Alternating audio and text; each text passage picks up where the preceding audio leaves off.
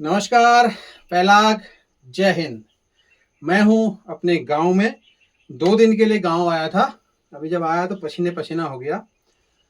और मैं हूं अभी भाड़ी में, जो हमारी जिनगाल प्रधान की जो प्रत्याशी हैं, उम्मीदवार दूसरी, जो मेरे रिश्ते में बहू लगती है, और मैं इनको अब प्रत्याशी कह के संबोधित करूंगा। रिश्ता नहीं देगा, प्रत्याशी कह के संबोधित करूंगा। गांव जो है, जो पंचायती चुनाव के अंदर बहुत अहम भूमिका निभाता है। त्रिस्तरीय जो चुनाव चल रहे हैं उसमें जिला पंचायत, क्षेत्र पंचायत और ग्राम प्रधान।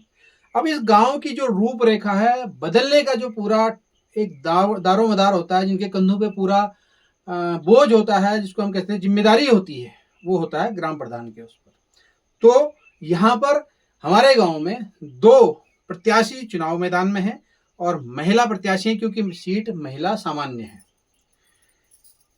ये है एक ऐसी परिकल्पना जिसको हम कह सकते हैं कि दोनों महिलाएं जो हैं वो बिल्कुल अच्छे से पूरा प्रचार कर रही हैं, अच्छे से लोगों के बीच में जा रही हैं और अपने अपनी बातें रख रही हैं। तो सोशल मीडिया के ज़माने में हम अपने प्रत्याशी से ये पूछना चाहेंगे, ये सारी चीज़ें उनसे डिस्कस करेंगे, कैसे उस गांव को समृद्ध करेंगी, कैसे इस गांव का विकास करेंगी, क्या क्या उनके मुद्दे रहेंगे, वो किस प्रकार से इसको आगे ले जाएंगी, किस प्रकार से महिला समूह का गठन करेंगी, किस प्रकार से एक सामंजस्य बैठाएंगे हमारे क्षेत्र पंचायत, जिला पंचायत और अपने ब्लॉक प्रमुख, जिला प्रमुख और हमारे विधायक और सांसद प्रतिनिधियों से, जो इस क्षेत्र के विकास के लिए जिम्मेदार हैं, खासकर, और उसमें प्रशासन भी होता है।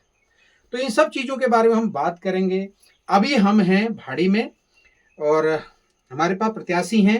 प्रत्याशी, आपका पूरा नाम क्या है? मेरा नाम है मंजू पांडे।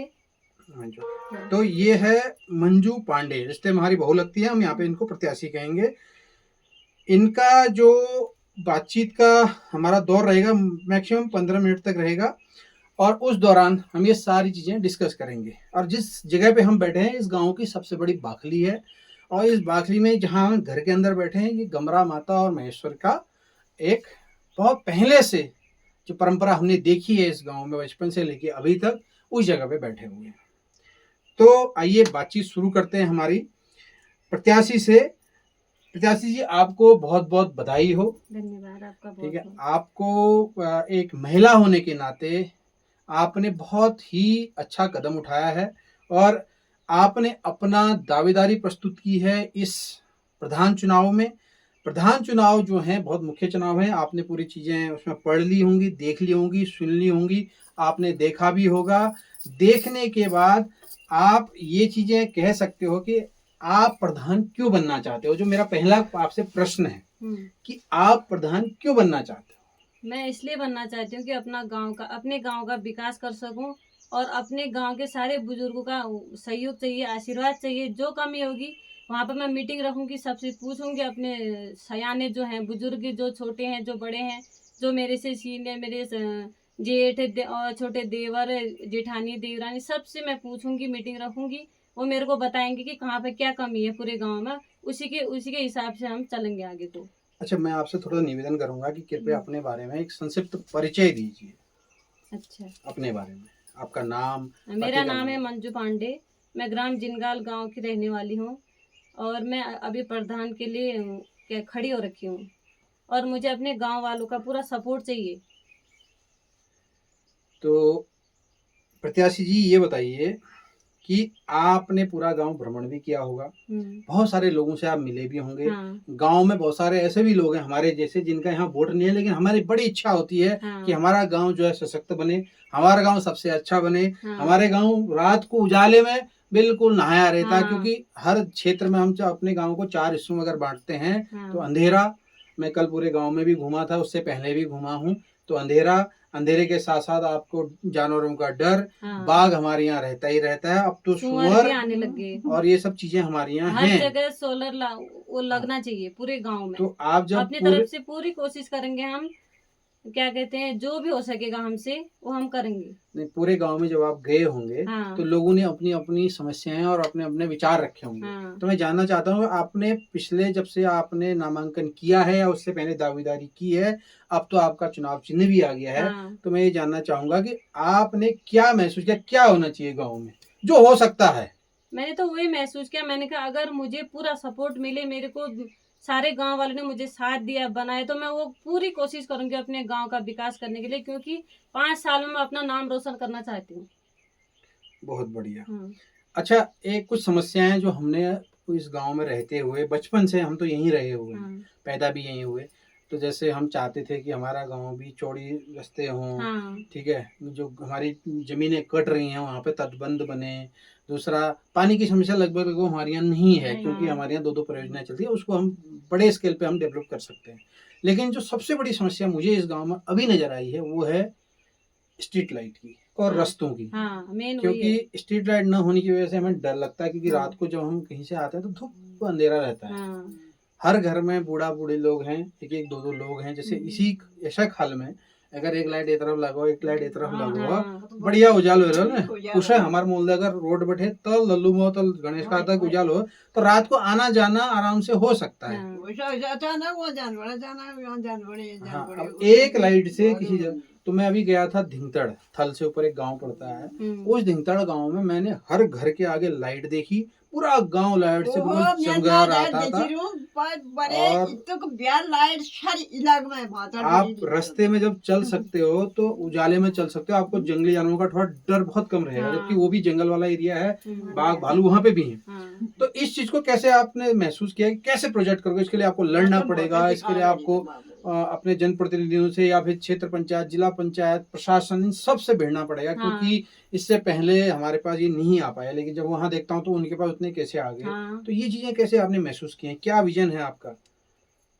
अब महसूस हम सोच रहे हैं, अगर हमको क्या कहते हैं, वही तो कह रही हूँ, अगर मैं बन जाऊंगी मैं पूरी कोशिश करूंगी, मुझे देहरादून तक भी जाना पड़ेगा तो मैं जाऊंगी, मैं अपने गांव के लिए कुछ भी करूंगी। ठीक हो गया। हाँ। अच्छा, एक हमारी जो ऐतिहासिक विरासत जिसको सरकार भी कहती है, और शायद आपको तो पता नहीं, आपकी सास ने या उनकी सास ने घट्ट का ही धूला खाया है। हाँ। यहाँ पे हमने भी खाया अगर है। हम आमा से कहें जो हमारे बगल में बैठी हैं, इनके समय पे घट्टे के अलावा चक्की तो होती नहीं थी, बार बार लगने में।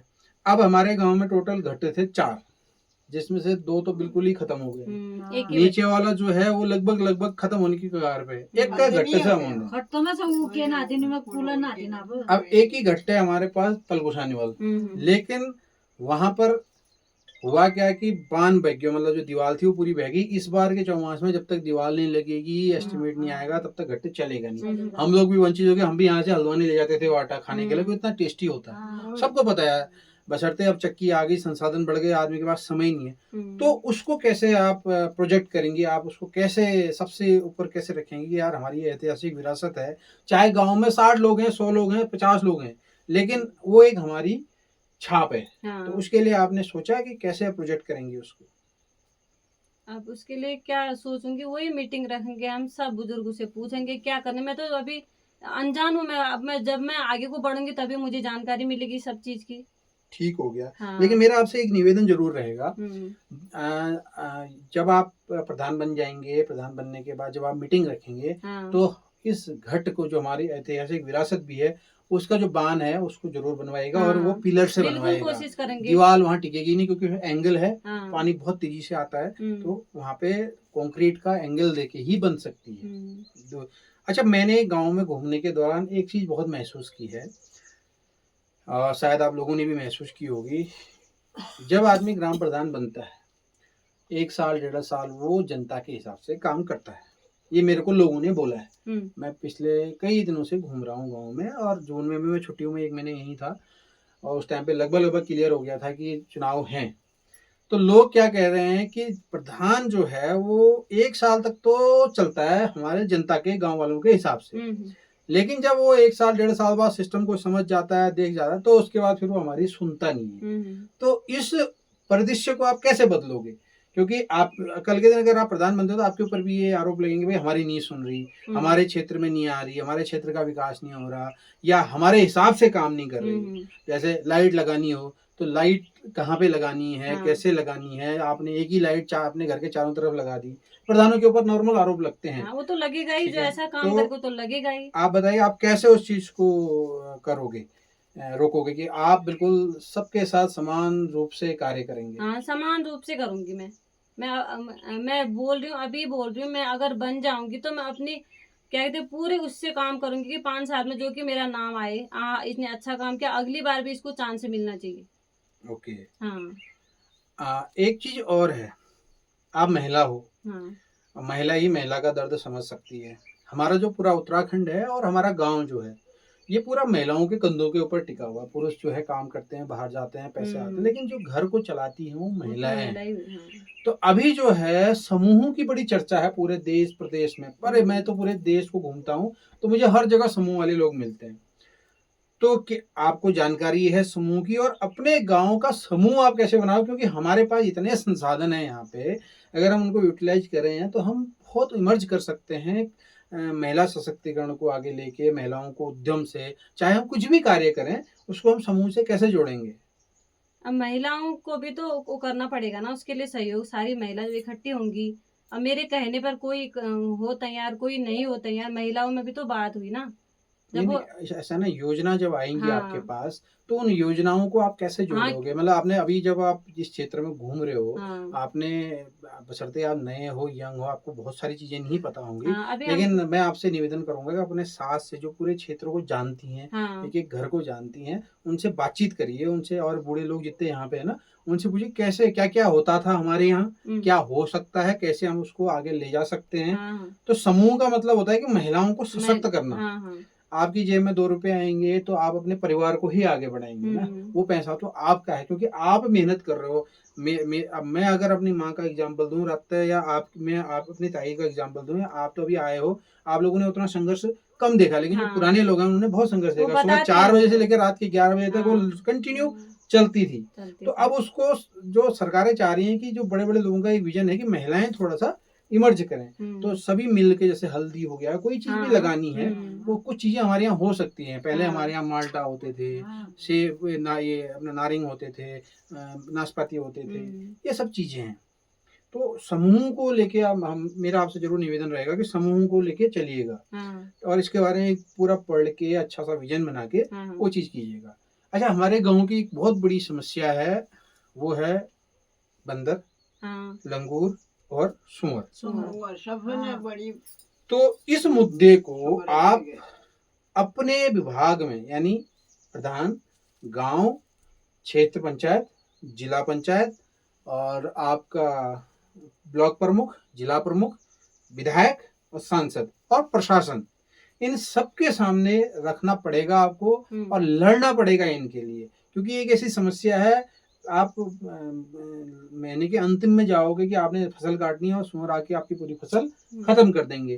तो एक बहुत बड़ी समस्या है, आपकी नहीं, पूरे इस पहाड़ के क्षेत्रों की समस्या है। तो इसको लेके आप कैसे प्रोजेक्ट करेंगे इन बातों को, आपका ये मुद्दा कैसे रहेगा कि आप कैसे लड़ोगे इन बातों से? क्योंकि ये जो चीजें हैं, ये हम अपनी मर्जी से तो कुछ नहीं कर सकते हैं, लेकिन अगर सहयोग रहे प्रशासन का, सहयोग रहे जनप्रतिनिधि का, तो इसको हम रोक सकते हैं, कम कर सकते हैं। तो इसके लिए आपने कभी बातचीत हुई या कोई अपना प्रस्ताव ऐसा बनाया, क्या करेंगे आप इसमें? अब इसमें हम अब क्या करेंगे, उनसे ही बोलेंगे हमारे गांव में ऐसी ऐसी हो रखी है, तो आपसे हमको मदद चाहिए, जो इसका वो क्या कहते हैं, कुछ उपाय निकालो जो हम इस चीज से बच सकें। बंदर, लंगूर, सुअर, सबसे जानवर, बाघ से, आजकल बाघ भी घर में इतने जंगल हो रखा है, कोई है नहीं घर, सब पलायन करके चले गए, तो हमारा पहाड़ ऐसे ही हो गया ये। तो आपसे एक चीज और पूछेगी, इसी पलायन के ऊपर आपने बात की, पलायन तो हुआ है, वो आपने भी देखा है, लेकिन हमारे गांव में बूढ़े बूढ़े लोगों की संख्या भी बढ़ गई है। अगर मैं अपने घर जो उस कोने से इस कोने तक जाऊं तो बूढ़े लोग बहुत हैं, वो तो जिनको देखरेख, उनसे बातचीत, उनका खान पान, ये सब चीजें, अगर आप प्रधान बनते हैं तो आपकी एक जिम्मेदारी हो जाती है कि उनको जो भी सरकारी सहायता मिल रही है वो वहां तक पहुंचे। तो इस बारे में क्या सोचा है आपने? इस बारे में सोचा, मैं बिल्कुल करूंगी, जो मेरे से हो सकेगा मैं करूंगी सहायता। एक चीज और है, वो मुद्दा है हमारे इस क्षेत्र की, क्योंकि जब हम अपने गांव में जाते हैं तो हमें महसूस होता है कि कुछ चीज़ें ऐसी हैं जो होनी चाहिए। जैसे रास्ता आपने बताया रास्ते, तो आप सीसी रास्ते को प्रायोरिटी देंगे कि खड़ंची वाले रास्ते को प्रायोरिटी देंगे? क्योंकि पहले जो हमारे आमा और ताई जी लोगों ने, ईजा लोगों ने देखा है, उस टाइम पे खड़ंची होता था तो वो सेफ था, उसमें गिरने की। अभी जो सीसी बनाया है उसमें शाल बदी की, ठीक जी। अब उसमें डर लग मरे और सभी के घर में बूढ़े बूढ़े हैं और बूढ़े काल हड्डो टूटी ना न जुड़ने को ना। हमारे यहाँ कहावत है, बूढ़े काल अगर हाथ टूट गयो फिर जुड़न बड़ी मुश्किल हो, ठीक जी। जब हम, क्योंकि रोड से हमारा एलिवेशन ऐसा है सभी के गांव में, चाहे आप जिनगाल जाओ, चाहे भाड़ी आओ, चाहे आप देवी नगर आओ, मेल्टे आओ। कल मैं वहां था, पूरा झाड़ रखा और फिसलने का डर हो रहा। हाँ, तो इसको कैसे प्रोजेक्ट करेंगे आप? अब क्या कहते हैं, खड़ंजे वाला रास्ता तो आजकल कम ही बनते हैं, वही टाइलों वाला चल गया, वो टाइल आते हैं। लेकिन वो तो हमारे नुकसानदायक है। हाँ, नहीं, नुकसानदायक वो है। तो वो ठीक है, सरकार कहेगी आपसे सरकार भी की- ऐसा करो। हाँ। आप उसका विरोध कैसे करोगे कि भाई हमें नहीं चाहिए, हाँ, इससे हमें नहीं नुकसान चाहिए, है जान हमको माल नुकसान, का। हमारे गांव में कि बड़े बुजुर्ग लोग हैं और हमारे यहाँ का रास्ता डाउन है, तो इसमें हमको बहुत सारा खतरा है, तो हमको खड़ंजे वाले रास्ते ही चाहिए जी। मैं अपना पूरा ये इंटरव्यू जो है वो कंक्लूड पे लाता हूँ। आप अभी जब जाएंगे चुनाव प्रचार, मैं अपनी ओर से आपको बताना चाहूँगा, क्योंकि आप नई हैं, हाँ। यंग हैं, आप पहली बार इस फील्ड में आई हैं। आप घर घर जाइए, उनकी समस्याओं को सुनिए, उनकी बातों को सुनिए, उनको बताइए, और उसके बाद आप अपने जो भी, अच्छा आपका चुनाव चिन्ह क्या है? मेरा चुनाव चिन्ह अनानास। अनानास। हाँ। तो आप हर घर में जाइए। मैं दोनों प्रत्याशियों से जरूर कहूंगा कि वो हर घर में जाएं और अपना चुनाव चिन्ह दें, निवेदन करें कि मुझे वोट दीजिए, और क्यों वोट दीजिए वो आपको बता देंगे। और सोशल मीडिया के द्वारा आपको पता भी चल जाएगा कि आपका प्रत्याशी क्या सोचता है, आपका प्रत्याशी कैसे प्रोजेक्ट करना चाहता है। ये सारी चीजें। आपका बहुत बहुत धन्यवाद। हमारी ओर से आपको बहुत बहुत शुभकामनाएं। आप एक प्रत्याशी हैं, और जब हम अगली बार आएंगे तो आप जीतें और मिठाई खिलाएं हमको। क्यों दाई जी, पार्टी वार्टी खिलाओगे नहीं खिलाओगे? मैं तो खाना खाता हूँ, बुरा नहीं मानना, मैं घर में आके खाना खा लेता हूँ, बुरा नहीं मानना। मैं सीधा कहूँगा बात बना रोड बना, ठीक छी, लगड़ खिलाई दोगे। चलो, हमारी ओर से आपको बहुत बहुत शुभकामनाएं।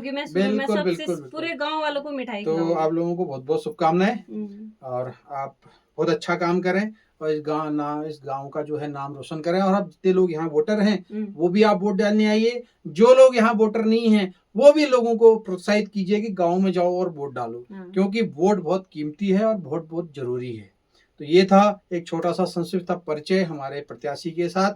हम हैं अपने गांव जिनगाल में। मैं हूँ फौजी भुवन पहाड़ी हिंदू, और आपके साथ बातचीत में बहुत अच्छा लगा। बहुत बहुत धन्यवाद। नमस्कार, पहलाग, जय हिंद।